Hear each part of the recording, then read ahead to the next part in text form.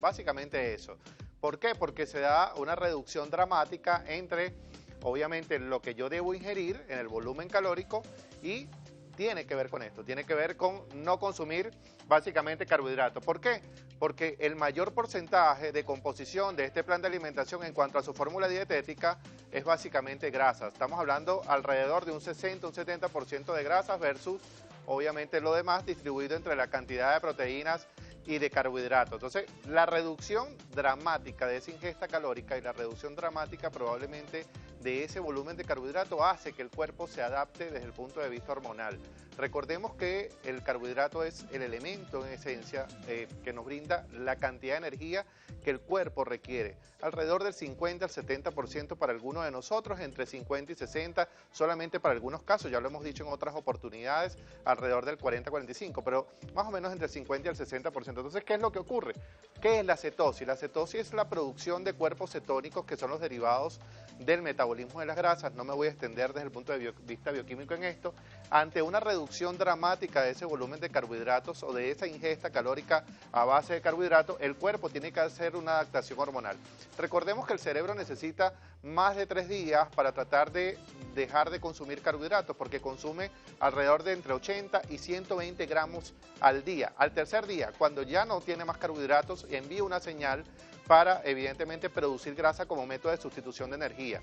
Y es allí donde se forman los cuerpos cetónicos, que no es más que el desecho probablemente orgánico o metabólico derivado de las grasas. Entonces, ¿qué es básicamente la dieta keto?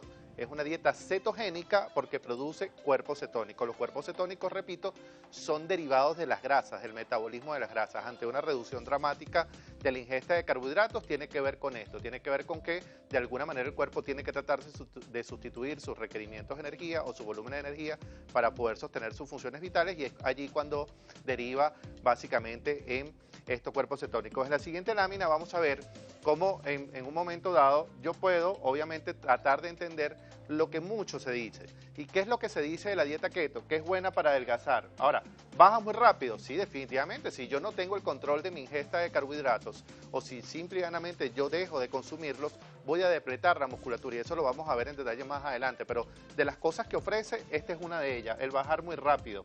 También ofrece que controle el hambre o controle el apetito, también que reduce la producción de grasa corporal y que haya una mayor quema de grasa. Todo esto derivado en solamente dejar de consumir el elemento esencial energéticamente para nosotros, que es nuestro combustible natural, que son los carbohidratos. Estas son las cosas que ofrece básicamente la dieta keto como respuesta, obviamente, al mercado, porque como toda dieta mercadológica tiene que ofrecer soluciones efectivas y rápidas con el menor esfuerzo posible. Ojo que habría que ver si realmente el dejar de consumir carbohidratos es un sacrificio para algunos y para algunos otros no tanto. En la siguiente lámina vamos a ver cómo el derivado de ese consumo de carbohidratos, qué es lo que no se dice, cuál es la letra chiquita que no se lee en las dietas keto. Sí, definitivamente bajas muy rápido, pero lo que bajas básicamente es el músculo. Al yo no tener el combustible esencial, que es mi glucógeno, obviamente el primer componente que se va a depletar es el tejido muscular. Aumenta el deseo de comer. Si yo no tengo un volumen energético, mi nivel de glucosa o de glicemia no se va a regular. No tengo intercambios glicémicos a lo largo del día, por lo tanto, el disparar el hambre va a ser una respuesta fisiológica y natural ante el déficit de energía. Náuseas y mal aliento. Cuando yo no tengo, digamos, desde el punto de vista gástrico, los volúmenes nutricionales adecuados, obviamente voy a generar no solamente náuseas, sino cualquier otra cantidad de trastornos digestivos, y por supuesto la metabolización de esas grasas tiene que ver probablemente con algo de halitosis. Mal humor. Cuando no tengo serotonina, que es la hormona de la felicidad, y la hormona de la felicidad se produce básicamente como derivado del consumo de carbohidratos. El no tener serotonina, que es esa hormona de la felicidad derivada del consumo de estos alimentos, me va a colocar de mal humor, me va a colocar en depresión e inclusive en algunos grados de estrés. Por eso es que ustedes ven algunos memes ahí en las redes sociales muy cómicos de la gente que hace dieta keto, como al final de los 3 días parece un zombie y está probablemente de mal humor. Definitivamente impide comer para socializar y te aísla. la dieta keto, a pesar de ser una práctica bastante común, ya vamos a hablar de eso en detalle, o más adelante voy a tocar este punto, pero definitivamente no es el método de consumo habitual para todos nosotros. Casi todo el mundo está orientado a comer absolutamente de todo, disfrutar de la comida. Entonces, es un medio probablemente para aislarte y tener un modo privativo como conducta alimentaria que te va a seccionar en solamente un pequeño grupo de la población. Definitivamente, evita el que comer sea un placer. Si tú no te satisfaces con lo que te gusta comer, si no tienes como estrategia, obviamente, tratar de disfrutar tu comida, la dieta keto justamente te va a ofrecer el evitar que eso sea un placer. Por lo tanto, el comer en armonía es lo que puede hacerte que tengas mayor versatilidad, mayor variabilidad de lo que vamos haciendo. En la siguiente lámina vamos a ver cómo probablemente voy a tener una cantidad determinada de esa cantidad de músculo que yo voy a depletar. ¿Por qué? Porque me va a permitir, de cierta manera o de cierta forma, tratar de controlar la ingesta nutricional y saber cómo probablemente nosotros usamos entre el 50 y el 65% de la energía. Fíjense que el 50 al 65% de las calorías totales tiene que ver con carbohidratos. Entonces, cuando reduzco básicamente mi carga a 5 gramos de carbohidratos, por supuesto, es inviable desde el punto de vista fisiológico. Sin embargo, el cuerpo lo que no está determinado es cómo utiliza la energía. Ese mecanismo de cetosis no está del todo aclarado, a pesar de que todavía es tendencia. Y hemos visto algunos atletas de alta competencia cómo usan este esquema de alimentación, inclusive para tonificar musculatura.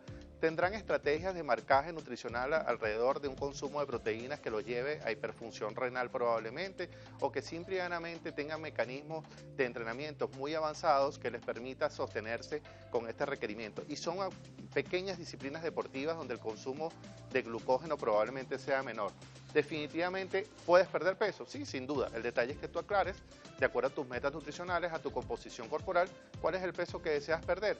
Básicamente, cuando nosotros tenemos exceso de peso corporal, es expensas de grasa corporal. Entonces, lo que necesitamos perder es grasa corporal, no músculo. Recordemos, y lo hemos dicho acá, lo vamos a seguir repitiendo, que la grasa metabólicamente es una esponja de grasa. Si yo me quedo con grasa en el cuerpo, voy a ganar peso de vuelta. Entonces, lo que yo necesito perder es grasa, no músculo. Si depleto el músculo, voy a tener debilidad, voy a tener fragilidad, voy a tener probablemente pérdida de la fuerza y de mi resistencia, inclusive del rendimiento bioenergético.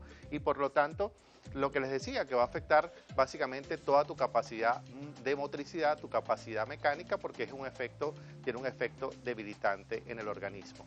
Con esto, igual como lo hicimos también cuando hablamos de otro tipo de dieta, no queremos decir que somos probablemente enemigos de esta conducta alimentaria, quizás no la practiquemos en reglas regulares en nuestra práctica clínica diaria, pero definitivamente es una tendencia y quisimos, en razón de su solicitud a través de nuestras redes sociales, que aclaráramos algunos puntos vistos desde, desde la óptica científica, desde la óptica práctica y por supuesto desde lo más común, que es la información que nosotros queremos traerle a ustedes para que por supuesto puedan entender un poco más de este maravilloso mundo de la nutrición y la alimentación.